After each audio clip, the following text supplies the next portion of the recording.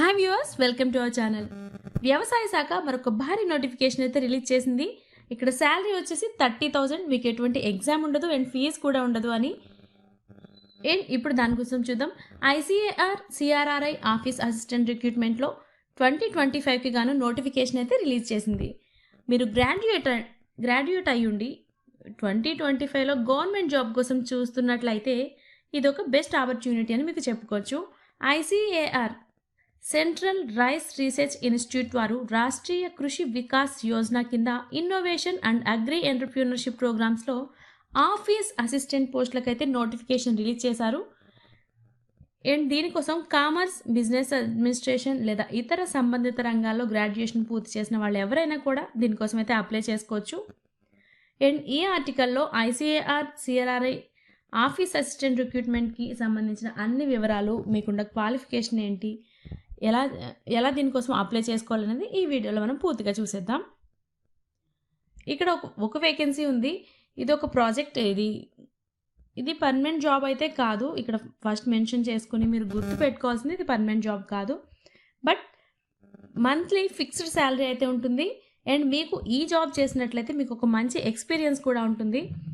And ఇక్కడున్న ఒకటే post, అది ఆఫీస్ అసిస్టెంట్ పోస్ట్ అయితే వేకెన్సీ ఉంది. ఇది ఒక ప్రాజెక్ట్ అండ్ ఇది రాష్ట్రీయ కృషి వికాస్ యోజన కింద innovation and agri entrepreneurship programme and EAP 284 ఇది వచ్చేసి. అండ్ ఇక్కడ ఒక వేకెన్సీ ఉంది. శాలరీ వచ్చేసి నెలకి 30,000 శాలరీ, అది ఫిక్స్డ్. అండ్ ప్రాజెక్ట్ డ్యూరేషన్ వచ్చేసి 31/3/2026 వరకు ఉంటుంది, అంటే ఒక ఏడాది. మీకు ఇంటర్వ్యూ వచ్చేసి ఐసీఏఆర్ సిఆర్ఆర్ఐ అండ్ కటక్ ఒడిశాలో జరుగుతుంది. అండ్ పోస్టింగ్ కూడా సేమ్ అక్కడే ఉంటుంది. ఇది పర్మనెంట్ పోస్ట్ అయితే కాదు.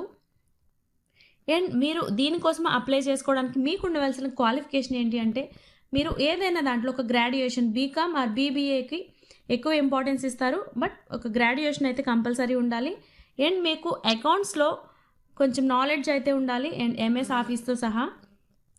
అండ్ ఇన్క్యుబేషన్ సెంటర్లో వర్క్ చేసిన అనుభవం అయితే కావాలి. అండ్ ఒడిస్సా భాషపై పరిజ్ఞానం ఉండాలి, అంటే అది ఎక్స్ట్రా క్వాలిఫికేషన్, బట్ వర్క్ చేయవలసింది ఒడిశాలోనే కాబట్టి, సో ఒడిశా లాంగ్వేజ్ వచ్చి ఉంటే దానికి కొంచెం ఎక్కువ ఇంపార్టెన్స్ ఇస్తారు. అండ్ మీకు ఉండవలసిన ఏజ్ లిమిట్ వచ్చేసి 21 ఇయర్స్. అండ్ గరిష్ట వయసు వచ్చేసి, అంటే ఏజ్ లిమిట్ వచ్చేసి 21 ఇయర్స్ నుంచి 50 ఇయర్స్ వరకు ఉంది ఏజ్ లిమిట్ వచ్చేసి. అండ్ మీరు ఈ జాబ్కి ఎలా సెలెక్ట్ అవుతారు అంటే, ఎంట్రీ టెస్ట్, రైటింగ్ టెస్ట్ ఒకటి ఉంటుంది అండ్ ఇంటర్వ్యూ కూడా.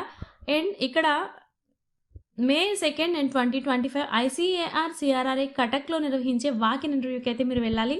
అండ్ డాక్యుమెంట్ వెరిఫికేషన్ కూడా ఉంటుంది, అంటే మీ సర్టిఫికేట్స్ అండ్ మీ ఎక్స్పీరియన్స్ సర్టిఫికేట్స్ అన్నీ కూడా అక్కడ చెక్ చేస్తారు. అండ్ మీరు ఇంటర్వ్యూకి వెళ్ళాలి అనుకుంటే May 2 10:30 కల్లా అక్కడ ఉండాలి, అప్పుడే మిమ్మల్ని తీసుకుంటారు, ఇంటర్వ్యూకి ఎలో చేస్తారు. అండ్ మీరు ఎలా అప్లై చేసుకోవాలి అనుకుంటే, ఇది ఆన్లైన్ అప్లికేషన్ అయితే కాదు, డైరెక్ట్గా పర్సన్ అక్కడ ఉండాలి.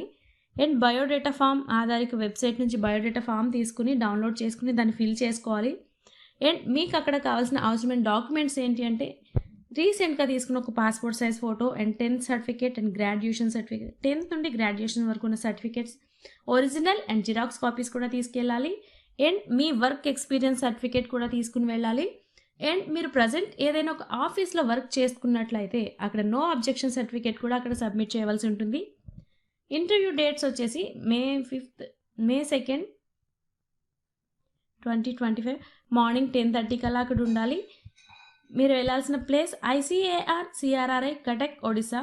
సర్టిఫికేట్ వెరిఫికేషన్, ఇంటర్వ్యూ టైంలో బయోడేటా మరియు డాక్యుమెంట్ కాపీస్ అన్నీ చూస్తారు. అండ్ ఇక్కడ ఇంటర్వ్యూకి మీరు వెళ్తే అక్కడ టీఎన్డిఏ అయితే ఏమి ఇవ్వరు, ఓన్ మీ సొంత ట్రాన్స్పోర్ట్ అండ్ ఇవే ఉంటాయి, మీ ఖర్చుతోనే మీరు వెళ్ళవలసి ఉంటుంది.